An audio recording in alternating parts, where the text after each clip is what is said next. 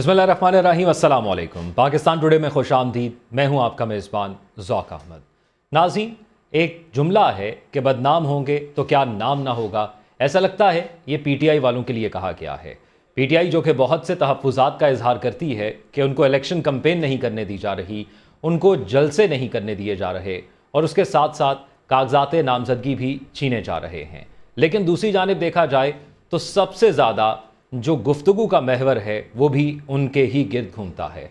पाकिस्तान की तमाम सियासी जमातों को देखा जाए तो वो उनकी तमाम तकरीरें और प्रेस कॉन्फ्रेंसेस पाकिस्तान तहरीक इंसाफ के इर्द गिर्द घूम रही हैं। और दूसरी जानब जो सबसे बड़ी मुखालिफ है PMLN, उनकी कोई भी तकरीर या कोई भी प्रेस कॉन्फ्रेंस या कोई भी बात पाकिस्तान तहरीक इंसाफ के जिक्र के बगैर नामुकम्मल दिखाई दे रही है। और दूसरी जानब दूसरे तनाजुर में देखा जाए तो ऐसा लगता है कि PMLN ये तस्लीम करती है कि पाकिस्तान तहरीक इंसाफ का एक वोट बैंक है जिसे कन्विंस करने की ज़रूरत है और ये बताने की ज़रूरत है कि वो उनके वोटर के लिए मुस्तकबिल में बेहतरी लेकर आएंगे। दूसरी जानिब पाकिस्तान पीपल्स पार्टी को देखा जाए तो पाकिस्तान पीपल्स पार्टी की तमाम तर तनकीद ज़्यादातर PMLN के हवाले से है, लेकिन PMLN उसका कोई जवाब नहीं दे रही, लेकिन उनके खिलाफ एक इत्तेहाद ज़रूर बना रही है।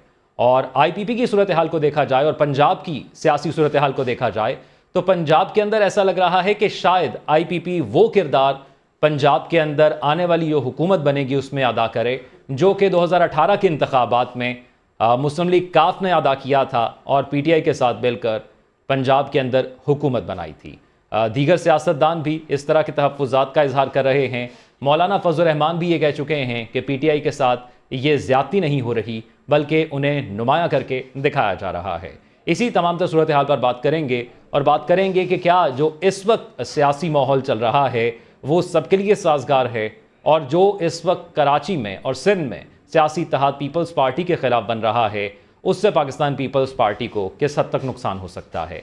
हमारे साथ प्रोग्राम में मौजूद हैं महमूद मौलवी साहब, IPP से आपका ताल्लुक़ है, और जबकि बैरिस्टर आमिर हसन साहब पाकिस्तान पीपल्स पार्टी से हमारे साथ मौजूद हैं। दोनों मेहमानों का बहुत शुक्रिया। सबसे पहले बैरिस्टर आमिर हसन साहब, आपकी जानिब जाना चाहूँगा, ये फरमाइएगा शहबाज शरीफ साहब कराची के अंदर मौजूद हैं और वो आपकी इंतखाबात के अंदर जो मुखालिफ पार्टियाँ हैं उनसे मुलाकात कर रहे हैं, उनके साथ किसी भी किस्म की एडजस्टमेंट और उनके तहफ़्फ़ुज़ात दूर करने की कोशिश कर रहे हैं, तो क्या पाकिस्तान पीपल्स पार्टी घबरा रही है?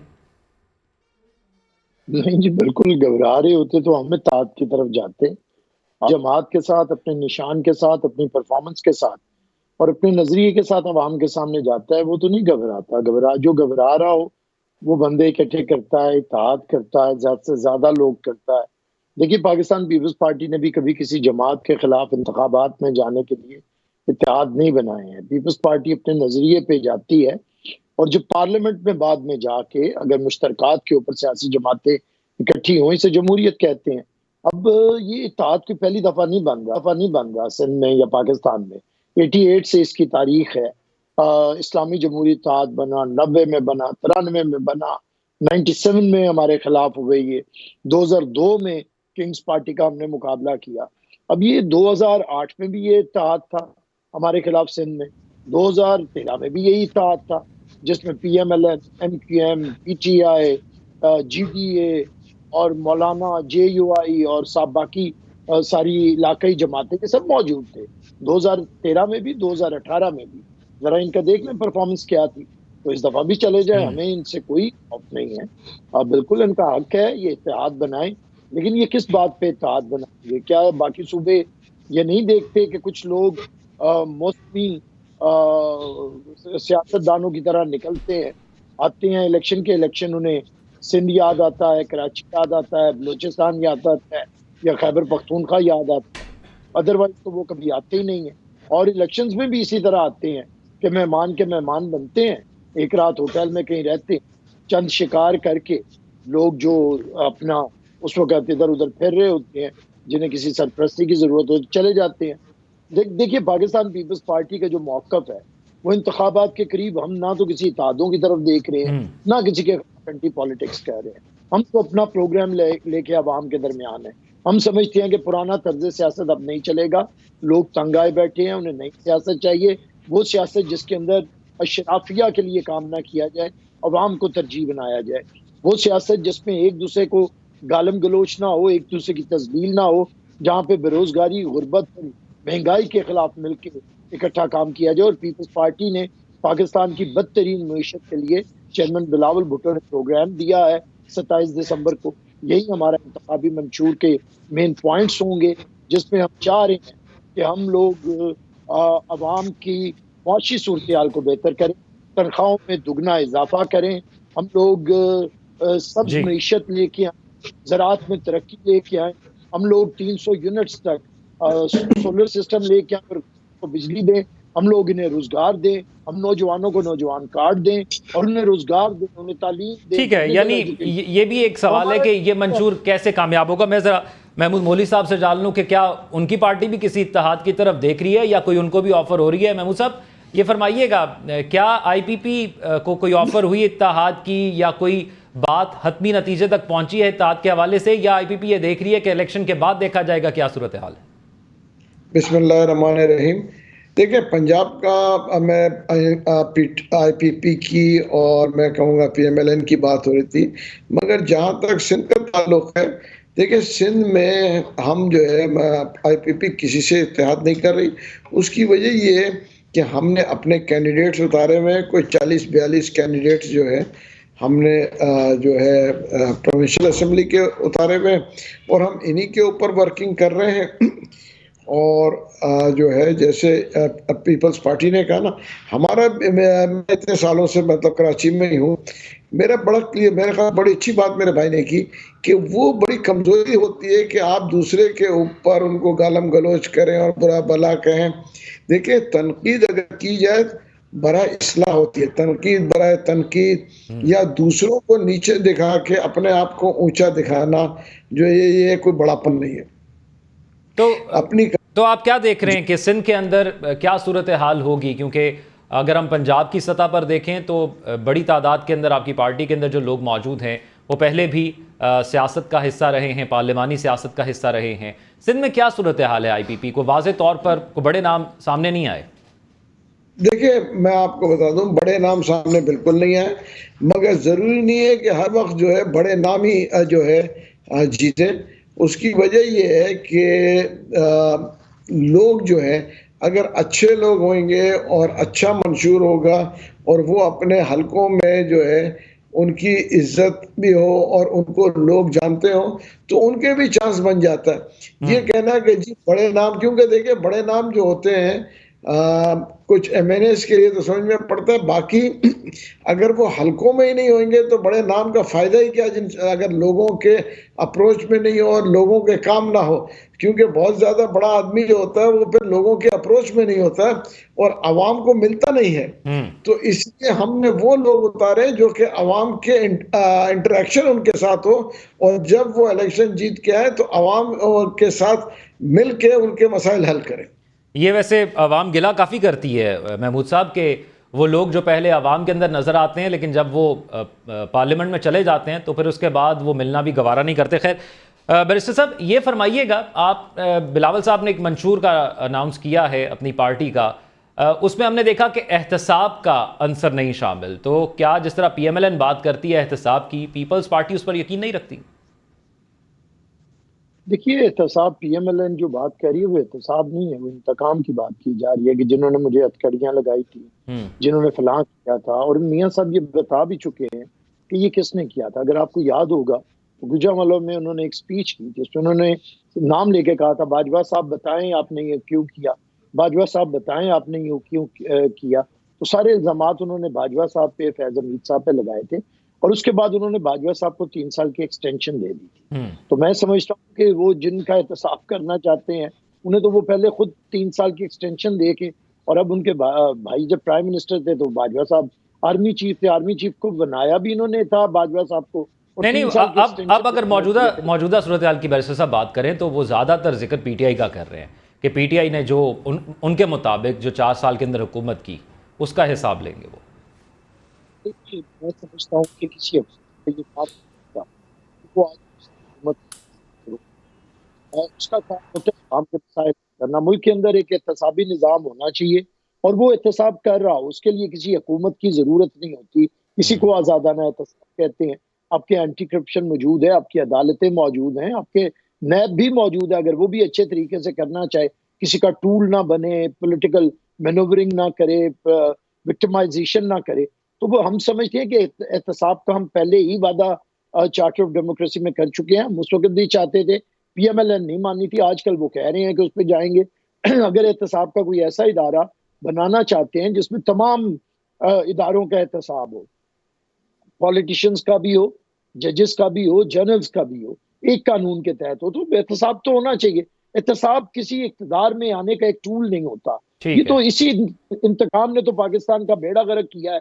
देखिए, इससे पहली जो पीटीआई थी वो नून लीग के एहतसाब के ऊपर आई।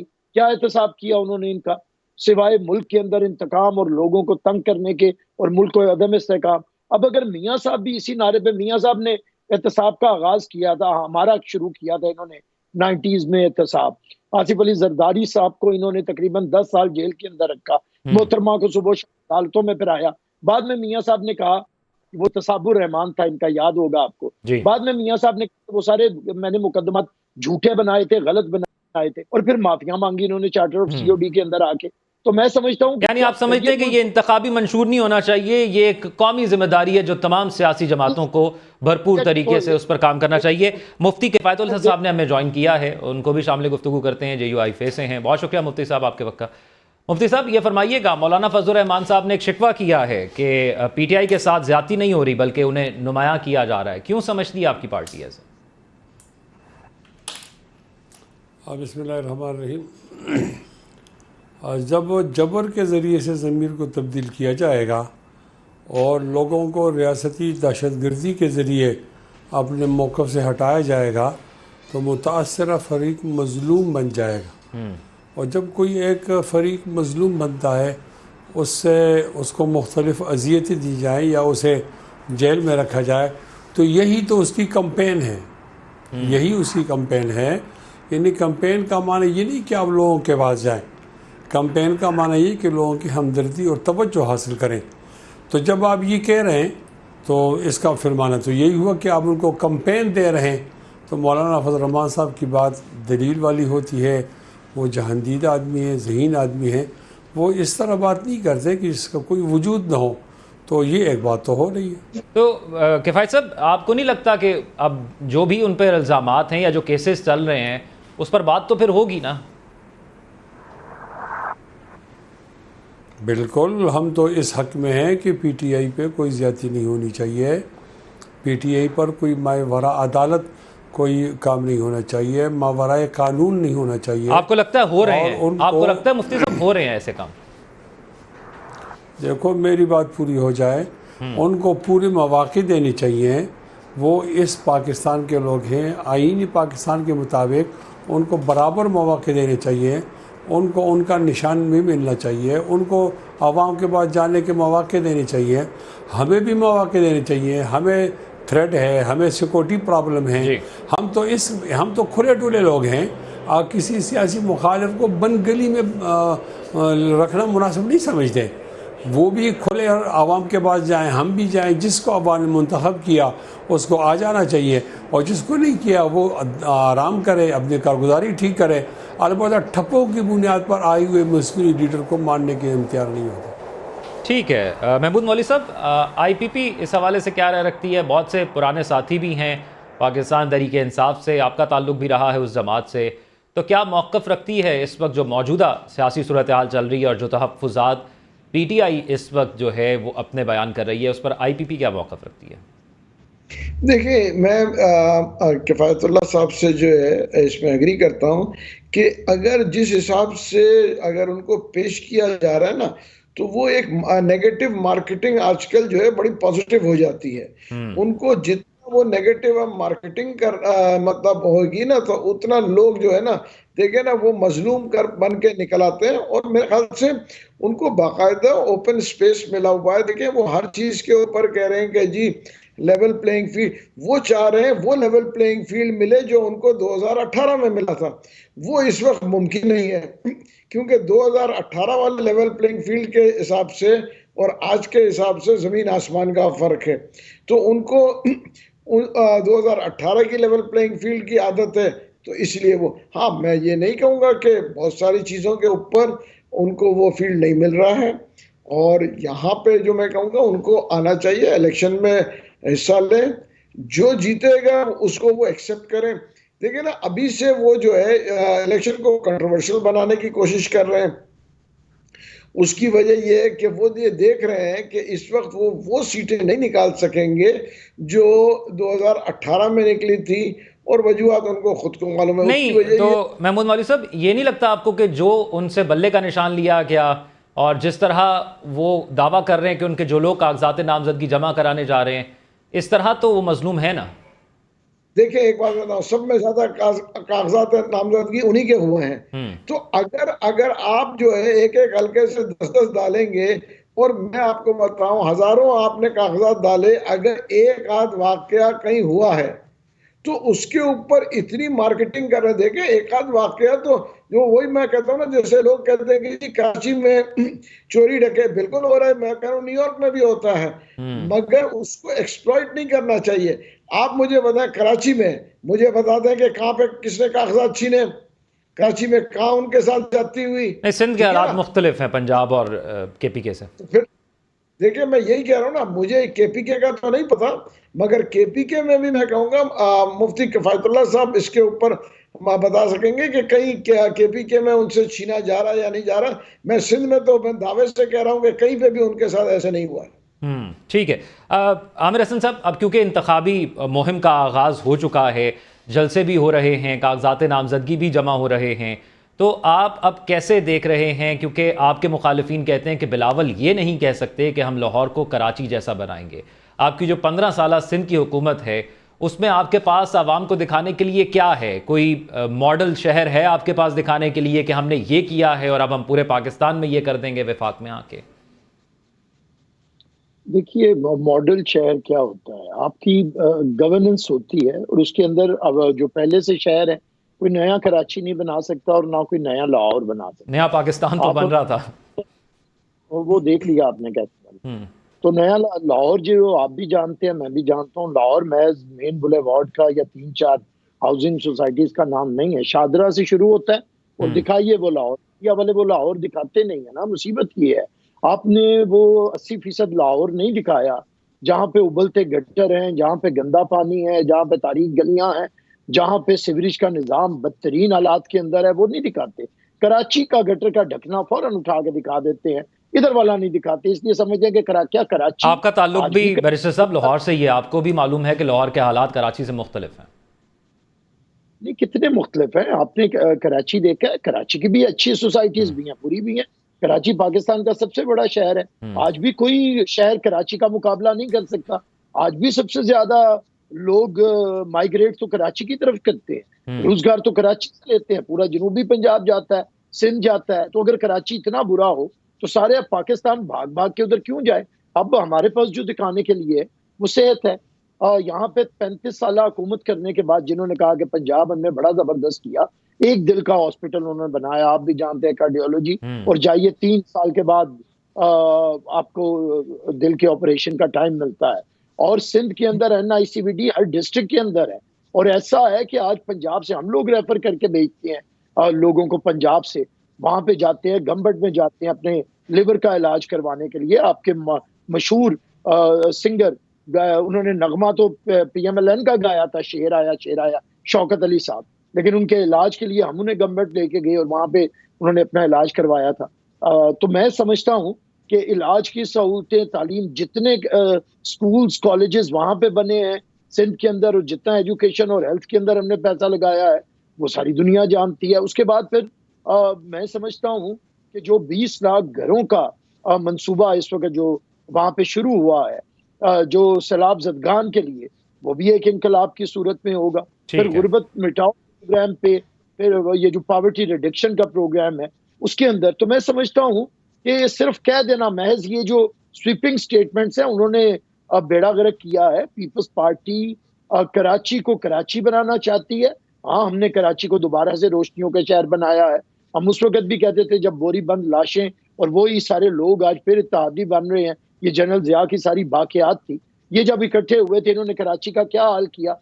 हमने कराची में, मोहतरमा की हुकूमत आई तो ऑपरेशन हुआ दौर में, और उसके अंदर हमारे पिछले दौर में ये जो 15 साल के अंदर कराची के अंदर हम जो लेके आए हैं हालात, आज आपको वहां पे अमनो अमान नजर आता है, आज आपको वहां पे दोबारा से कराची रोशनियों के शहर नजर आता है।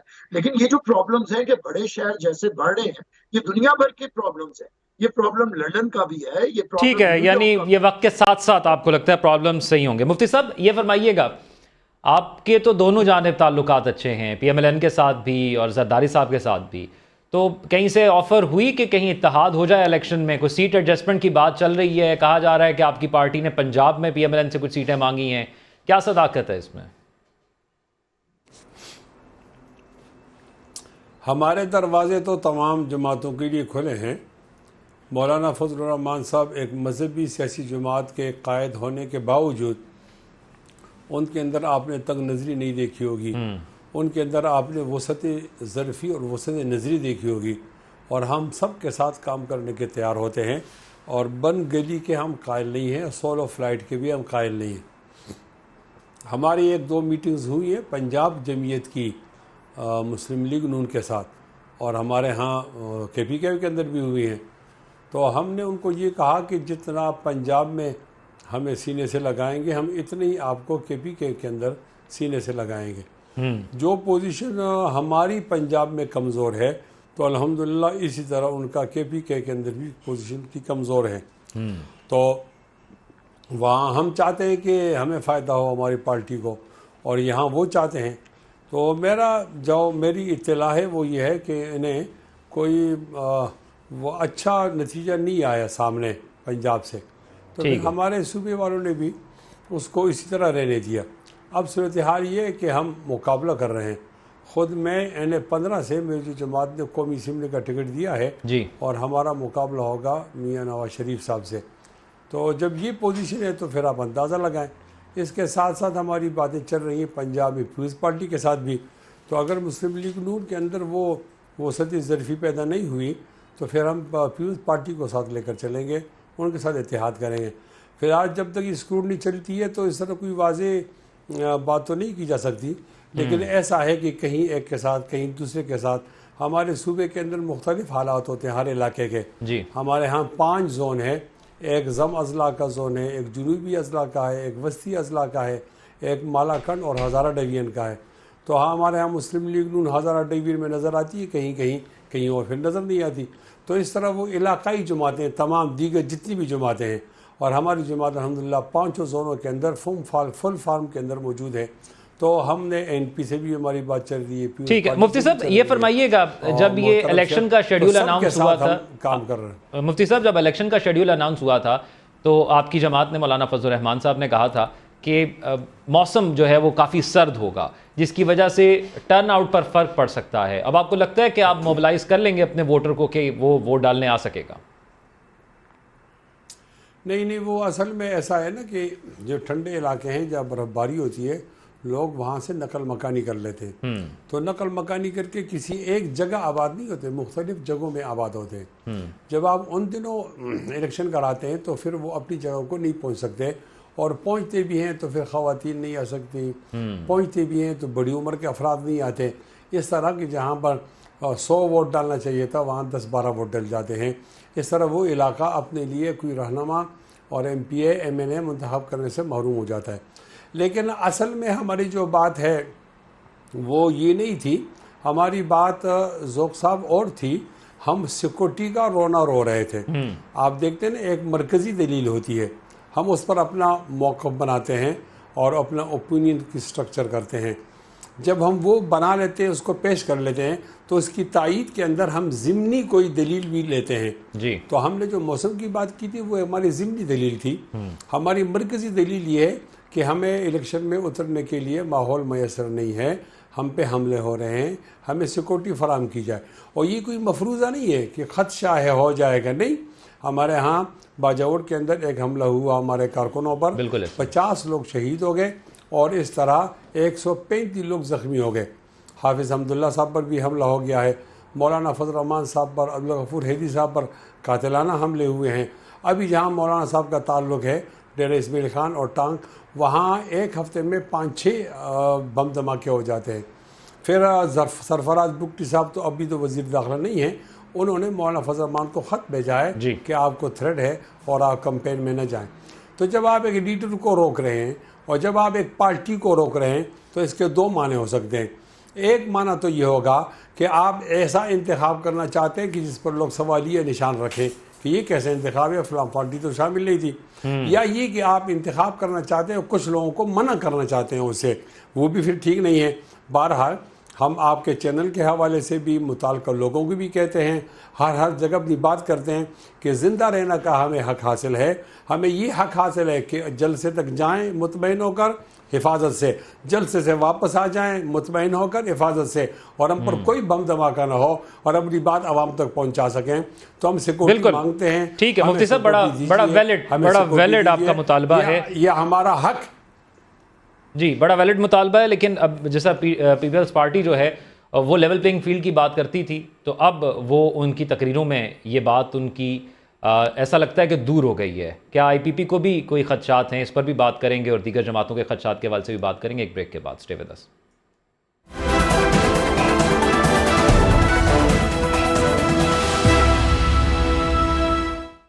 ब्रेक के बाद खुशामदीद। महमूद मौलवी साहब, आपको क्या लग रहा है जो इलेक्शन माहौल इस वक्त मौजूद है और जो एतराज़ात मुख्तलिफ सियासी जमातों को हैं, क्या आईपीपी को भी किसी किस्म के एतराज़ हैं? क्योंकि आईपीपी को लग रहा है कि साजगार माहौल मुहैया किया गया है इलेक्शन के लिए।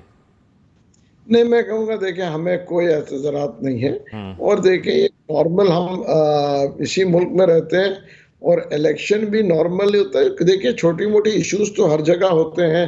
देखिए जैसे पीपल्स पार्टी को देखिए पंजाब में इश्यूज है, तो बहुत एमक्यूएम कहती है कि जी उनको सिंध में जो है पीपल्स पार्टी से इशू है। ये चीजें जो एक दूसरे के ऊपर ये तो चलता रहता है, मगर हमें किसी से कोई इशू नहीं है। महमूद मौलवी साहब हमारे साथ मौजूद थे, टेक्निकल वजूहात की वजह से राब्ता मुनक़ता हो गया। आमिर हसन साहब, अब आपकी तकरीरों के अंदर लेवल प्लेइंग की फील्ड की बात नहीं की जा रही और फिर काफ़ी लोगों की शमूलियत भी हो गई है। अब आपको क्या लग रहा है, जिस तरह कहा जाता है, शहबाज शरीफ साहब आज कराची के अंदर मौजूद थे, उन्होंने कहा कि मेरा दिल करता है कि मैं ऑरेंज ट्रेन यहाँ से शुरू करता, लाहौर में बाद में शुरू करता। वो तरक्याती काम जो उन्होंने लाहौर में किए हैं उसकी बुनियाद पर वो चाह रहे हैं कि वो कराची में भी वोट लें। जो आके वहां से देखे ना, इतने ये पिछले 5 साल कहाँ थे। देखिए मैं किसी के अगेंस्ट बोलने का मेरी आदत नहीं है, मगर रियलिटी को फेस। महमूद मौलवी साहब ने दोबारा ज्वाइन कर लिया। जी महमूद मौलवी साहब, मैंने कहा देखें बदकिस्मती ये है कि ये स्टेटमेंट दिया जाता है कि जी हम कराची को यूं करेंगे, कराची यूं करेंगे, मगर कराची को असल में जो भी वफाक में जीतते हैं ना, बदकिस्मती से उनको कराची में इंटरेस्ट नहीं होता। मैं आपको बताऊं, जब PMLN के हुकूमत में भी कराची वॉज डिप्राइव्ड, PTI की हुकूमत में मैं खुद उनके साथ रहा, उस वक्त भी Karachi was deprived, Peoples Party के दौर में भी जिस वक्त वो फेडरल में रहे, अनफॉर्चुनेटली कराची वॉज डिप्राइव्ड। उसकी वजह यह है कि पंजाब डिसाइडिंग फैक्टर होता है वफाक की हुकूमत बनाने में, तो ज्यादातर लोगों का, सारी पार्टीज का कंसंट्रेशन होता है जो है पंजाब की तरफ। मगर मेरा कहना यह है कि देखें कराची में बदकिस्मती से अभी तक वो काम नहीं हुए जो लोग एक्सपेक्ट कर रहे थे।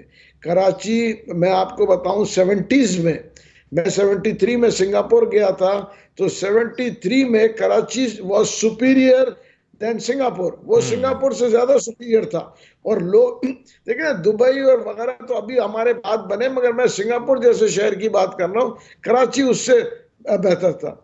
मगर हम जो है बहुत पीछे रह गए हैं, और अगर देखा जाए तो हम पूरे मुल्क बहुत पीछे रह गया।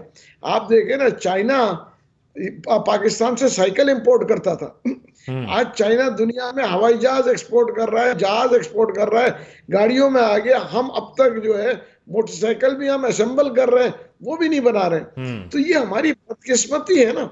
देखे ना, इसके जिम्मेदार भी तो हम ही हैं, हम ही है। और अभी तक जो है हम सारे सियासतदान इलेक्शन के टाइम पे हम बात करते हैं कि जी हम रोड बनवा देंगे, हम जो है अस्पताल बना देंगे, हम पानी दे देंगे, हम बिजली दे देंगे।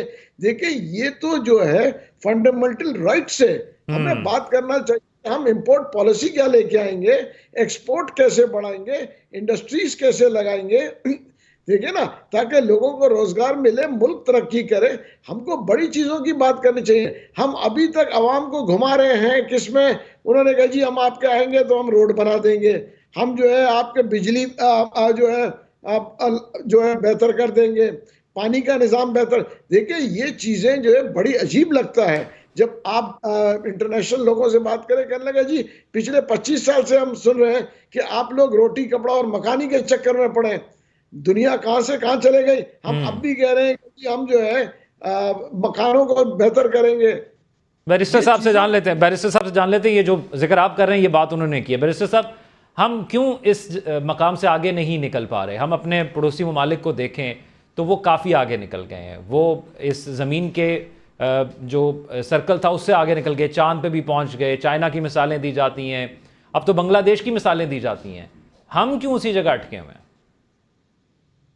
कि एक तो है बुनियादी पॉलिटिकल प्रोग्राम के अंदर, वो बरतानिया जैसे ममालिक के अंदर भी जब एक बुनियादी चीज होती है वो वहां पे प्राइसेस ब्रेड एंड बटर की ही बात की जाती है, क्योंकि अल्टीमेटली ये अवाम का वोट।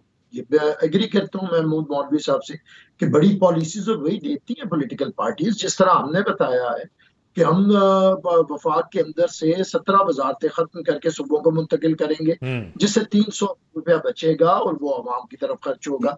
इसी तरह तकरीबन 1500 की सब्सिडी दी जा रही है अशराफिया को, तगड़े लोगों को, बड़े बड़े इंडस्ट्रियलिस्ट को, इंडस्ट्रीज को, या बड़े बड़े जागीरदारों को। वो सब्सिडी हम लेके अवाम की तरफ उसे मुंतकिल करेंगे। इसके साथ साथ हम लोग जो बात कर रहे हैं, हम कहते हैं कि पाकिस्तान के अंदर ज़रूरी, क्योंकि ये मुल्क है तो आपकी जितनी भी होनी चाहिए इंडस्ट्री वो इससे रिलेटेड होनी चाहिए, ताकि हम एक्सपोर्ट करने की पोजीशन में आए जैसे कभी हम किया करते थे। उसके लिए हमें के नए मंसूबों की तरफ जाना पड़ेगा, जिसपे हमें सोलर, विंड और दूसरे बहुत से हैं, जो मैंने पहले भी कहा कि सब मीशत की तरफ जाना चाहेगा। ये ओवरऑल एक बड़े प्रोग्राम होते हैं, वो हम आप बैठे तो आम लोगों को उसके बारे में नहीं पता होता। आम लोगों को इस तरह समझाया जाता है कि इन प्रोग्राम्स को शुरू करेंगे जिससे आपको रोटी कपड़ा और मकान बुनियादी है। वो बात तो अल्लाह भी कुरान में करता है ना कि मैं राज़िक हूँ आप। तो वो तो आने वाला आखिरी बच्चा भी इस दुनिया में, उसकी भी ये जरूरतें होंगी। उसकी जरूरत पैदा होते रॉकेट नहीं हो जाता, उसकी जरूरत मसला ये है ना कि हम वो जरूरत पूरी नहीं कर पा रहे कि हम उससे आगे निकल पाए।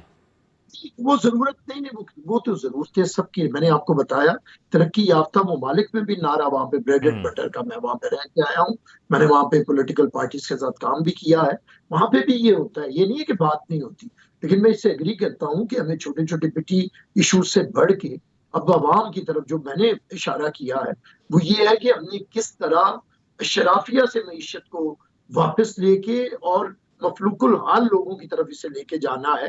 पाकिस्तान एक ऐसा मुल्क है जहाँ पे अशराफिया जो है वो हुकूमत के खर्चे पे पल रहे हैं। आप देखिए ना, सदर से लेके और नीचे तक क्या सारे जजेस और क्या बड़े बड़े रेस्ट हाउसेस और इनके घर और गुजरा के घर, और बिजली मुफ्त और गाड़ियां मुफ्त, पेट्रोल मुफ्त, अमला मुफ्त, और अवाम माचिस की डिबिया पे भी टैक्स देती है। यानी हैव्स और हैव्स नॉट का कॉन्सेप्ट आप समझते हैं कि उसको खत्म करना होगा। मुफ्ती साहब, आपको क्या लगता है ये गरीब दोस्त मईशत लानी पड़ेगी, अशराफिया की मईशत नहीं लानी पड़ेगी।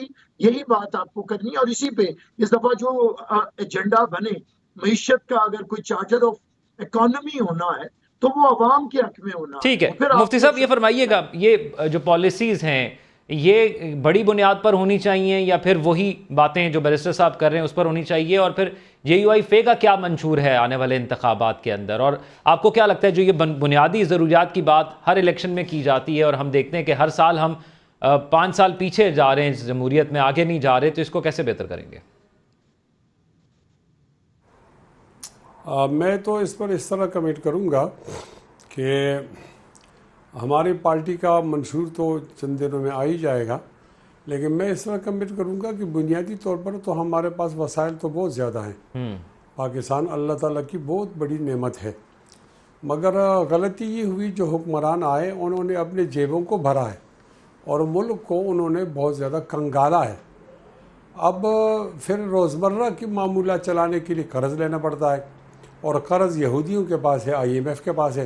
तो फिर IMF की सारी बातें माननी पड़ती हैं, यहाँ तक कि बिजली हमारी और टैरिफ उनका, और आयल और चीनी हमारी और नरख उनका, और प्याज और टमाटर और आलू इनका भी वो लोग हमारा नर्ख मुतय्यन करते हैं।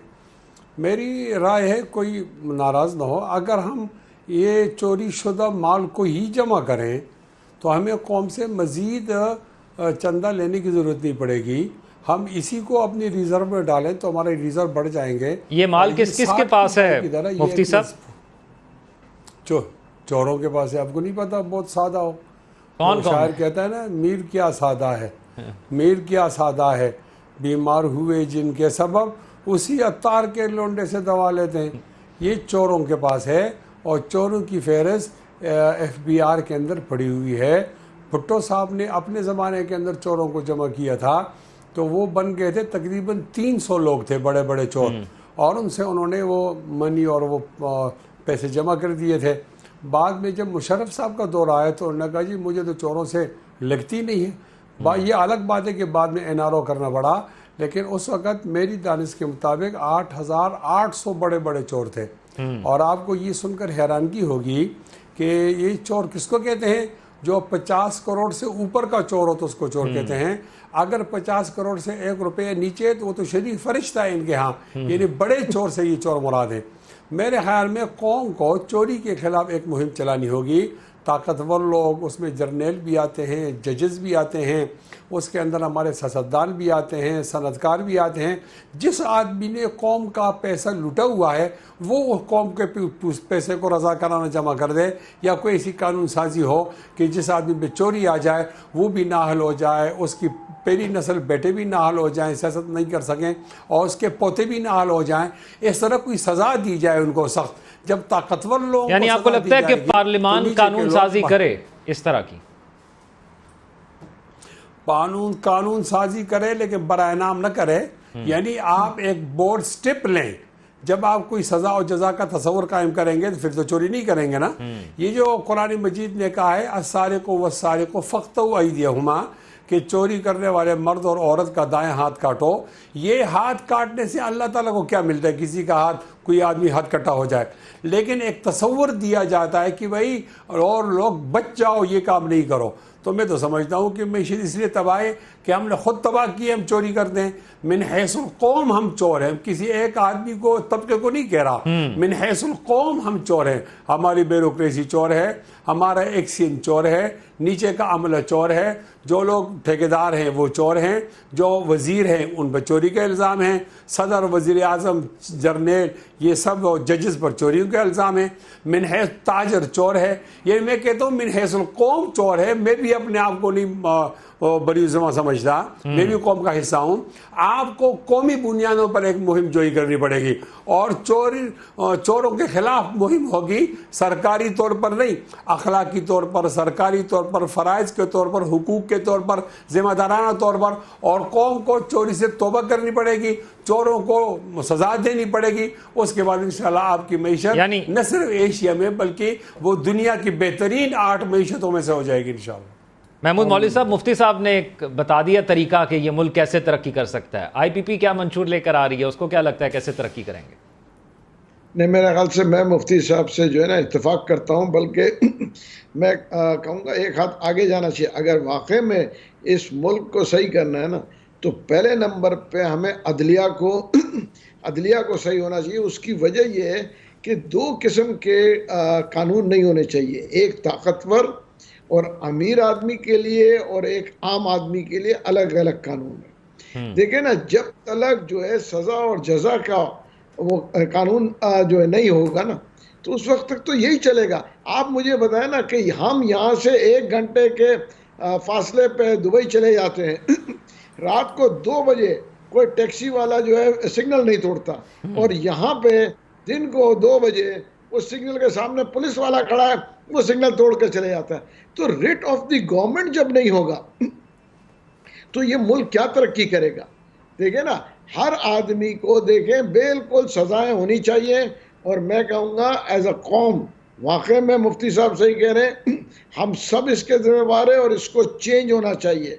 हम जो ये रैट रेस में लगे हुए हैं कि जी सिर्फ पैसा पैसा पैसा, तो उसी ने तबाह कर दिया है। देखें इस्लाम हमें जो ये देखें, इखलाकी सतह पर बातें बहुत अच्छी लगती हैं। क्या आईपीपी के मंशूर में भी ये बातें हैं? मैं कहूंगा कानूनी बनाना पड़ेगा। देखिए कुछ लोगों, फिर मैं कहता हूं तो लोग मुझे कहेंगे कि ये पता नहीं ये जो है अगेंस्ट इंसानियत के। मैं बता रहा हूं कुछ लोगों को फांसी देनी पड़ेगी।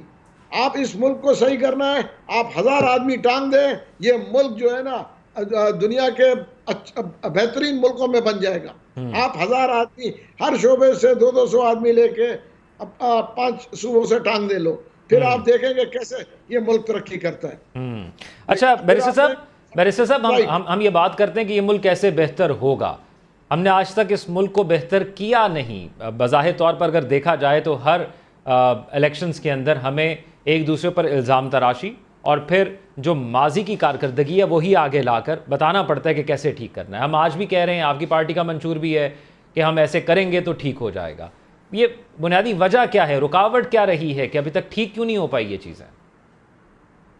देखिए, एक बात है, एक मेरे जज्बात हो सकते हैं, महबूब मौलवी साहब के हो सकते हैं, मौलाना साहब के जज्बात हो सकते हैं, ख्वाब हो सकते हैं, लेकिन ज़रूरी नहीं कि उन्हें ताबीर मिले। और कई दफ़ा होता है कि इंसान अपने उन ख्वाब के बारे में जज्बाती भी होता है, फिर वो ये भी चाहता है कि जो मैं चाहता हूँ, जो मैं देख रहा हूँ, जो उसके खिलाफ है, उसे लटका दें, मार दें। लेकिन ये दुनिया में कभी भी प्रैक्टिकल होता नहीं है। दुनिया में हमने जब भी लटकते देखे हैं, अच्छे लोग ही लटकते देखे हैं। और ये सिर्फ पाकिस्तान की बात नहीं है, दुनिया भर में ऐसा है। यहाँ पे जहर का प्याला सुकरात को मिलता है, सलीब मसीह को मिलती है, और फिर झूलना फांसी पे मंसूर हल्लाज को पड़ता है। तो मैं ये समझता हूँ कि ठीक है, ये बातें अच्छी हैं, करना चाहिए, मेरा भी ये ख्वाब है। ये होता इसलिए नहीं है कि असल में हमने अवाम को हक़ नुमाइंदगी दिया नहीं है। अशराफिया सारे नुमाइंदगी करते हैं। पार्लियामान आप देखें, और उसके जब आप पार्लियामान की निकालेंगे सारी तो स्टैटिस्टिक्स, तो वहां पे शराफिया सबसे ज्यादा है। और अवाम का निकालेंगे, मिडिल क्लास, गरीब, वो उसकी उस रेशो से पार्लियामेंट के अंदर, असेंबलीज के अंदर, खा वो कौमी असेंबली हो, सेनेट ऑफ पाकिस्तान हो या सूबाई असेंबलियां हो, वहां पे नुमाइंदगी नहीं है। अब हमारे इलाके की, अगर जिस कौमी असेंबली के हल्के में मैं हूँ, वहां पे 80% गरीब है, और वहां का नुमाइंदा कोई अरबों खरबों पति होगा, तो उसे क्या पता कि क्या कर्ब होता है जब दूसरे वक्त की रोटी घर पे ना पड़ी हो। उसे क्या पता है कि घर में बिजली का बिल आ जाए तो फिर क्या बनती है। फिर वो यही करता है कि महज इलेक्शन के अंदर 1002 में वोट खरीदता है और आके असेंबली में बैठ जाता है। हमारा तो इसकी वजह मौरूसी सियासत नहीं है कि आवाम के पास, या वो जो पार्टीज जो इस वक्त स्टेक होल्डर्स हैं, दो बड़ी पार्टीज जिसमें PMLN और पाकिस्तान पीपल्स पार्टी है, उसमें मौरूसी सियासत है? आप भी मानेंगे इस चीज़ को कि उसमें एक बंदा है, उसके बाद उसके बच्चे हैं, आपने उनको वोट देना है, उनकी लीडरशिप को कबूल करना है। जमहूरियत तो हमें पार्टीज में नजर नहीं आती, मुल्क में कहाँ नजर आएगी? देखिए, एक ये मौकफ है, बिल्कुल मौरूसी सियासत नहीं होनी चाहिए अगर बुरी हो तो। मैं अब आपको बता देता हूँ, अगर आपके सर काटे जाए, आपको फांसी दी जाए जुल्फ़िकार अली भुट्टो की सूरत में, उनकी बेटी आए, 10 साल जेल में बदतरीन हालात का सामना करे, फिर उसके रास्ते में रुकावट हो, वो 30 साल इस मुल्क में जमहूरियत और आइन के लिए जद्दोजहद करे, 4 साल हुकूमत मिले, 26 साल वो अपोजिशन में, जेलों में, जलावतनियों में काटे, फिर उसे कत्ल कर दिया जाए, फिर उसका, तो ये एक मौरूसी सियासत है। इसे होना चाहिए या नहीं होना चाहिए? और दूसरी तरफ एक ये मौरूसी सियासत है कि बड़ा भाई वजीर आजम, छोटा भाई वजीर आला, बाप वजीर आजम, बेटा वजीर आला, बाप वजीर आजम, बेटा वजीर आला की उम्मीदवार। तो आप फैसला करें ना कि मौरूसियत कौन सी नहीं होनी चाहिए। एक मौरूसियत वो है कि जिसके जरिए आप अवाम के हकूक गजब करते हैं। एक मौरूसियत वो है कि आप अवाम के लिए अपने सरेदार जाते हैं, अपने गोली खाते हैं, अपनी जान देते हैं, अपनी जवानियां जेलों के अंदर जाया करते हैं। तो ये दोनों चीजें देखने की है। मौरूसियत एक वजह हो सकती है, और मैं भी असूली तौर पे इत्तेफाक करता हूँ कि मौरूसियत नहीं होनी चाहिए, लेकिन इसका जो सबसे बड़ा मसला है वो मौरूसियत से भी ज्यादा जो है वो अशराफिया का, उन तबकात का, कि जो है तो 2%, लेकिन वो 90-95% काबिज है आपके वसाइल के ऊपर। वही टैक्स चोर हैं जिन्हें मुफ्ती साहब ने भी कहा कि वो जो बड़े बड़े चोर हैं, जैसे भुट्टो साहब ने वो निकाले थे 303, तो ये जो बड़े बड़े चोर होते हैं इन्हें देखना चाहिए। जो टैक्स चोर है, गरीब डायरेक्ट और इनडायरेक्ट टैक्स दे रहा है और सरमायादार टैक्स नहीं देता, उसकी सरमाया दौलत बढ़ती जाती है और उसी से फिर हर हुक्मरान जाता है चैम्बर ऑफ कॉमर्स में पूछता है बताइए जी हम क्या करें, तो वो तो लामोहल्ला यही करेंगे, टैक्स ना लगाएं, ये ना करें, वो ना करें, इतनी तो उन्हीं की बात होती है। तो मैं समझता हूँ जब हर तबके को उसके लोग आके उसकी नुमाइंदगी, मजदूर का नुमाइंदा मजदूर हो सकता है, हारी और किसान का ठीक है, नुमाइंदा हारी और किसान। ठीक है। अच्छा, प्रोग्राम के आखिरी हिस्से में चलते हैं, तो मुफ्ती साहब ये फरमाइएगा, अब जरा बात कर लेते हैं। शाह महमूद कुरैशी साहब जरा खबरों की जीनत रहे थे, उस पर भी जरा बात कर लेते हैं। मुफ्ती साहब, आप क्या समझते हैं? शाह महमूद कुरैशी साहब को अदालत एक जानिब रिलीफ देती है, जमानत देती है, फिर दूसरी जानिब 12 या 13 नए मुकदमात उन पर आते हैं, उनको गिरफ्तार कर लिया जाता है। कैसे देख रहे हैं ये? लेवल प्लेइंग फील्ड तो ना हुई, फिर तो इस तरह है कि एक पार्टी को दबाया जा रहा है जो वो कह रहे हैं।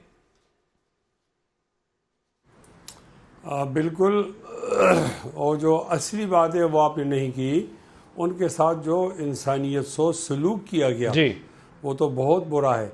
इज़्ज़त नफ्स हर एक आदमी की होती है और इज़्ज़त नफ्स को मजरू नहीं होना चाहिए। हमारे इख्तिलाफात होते हैं दलाइल की बुनियाद पर, हम किसी के जानी और जिस्मानी मुखालिफ नहीं होते। हम नहीं चाहते कि उनको कोई मारे और पीटे और इनकी तौहीन हो, ये गलत हुआ। उस आदमी ने 2 दफ़ा मुल्क की खिदमत की है और उसने खारजा के ऑफिस को संभाला हुआ है, वजारत खारजा को, तो वो तो हमारा मोअज़्ज़ज़ आदमी हुआ। लेकिन आप एक 2 टके का SHO उसको मुक्के मारता है या धक्के देता है, ये कौन सी तस्वीर है? यहाँ तो फिर किसी की इज्जत जो है वो महफूज नहीं होगी। मैं इस अमल को बहुत कंडेम करता हूँ।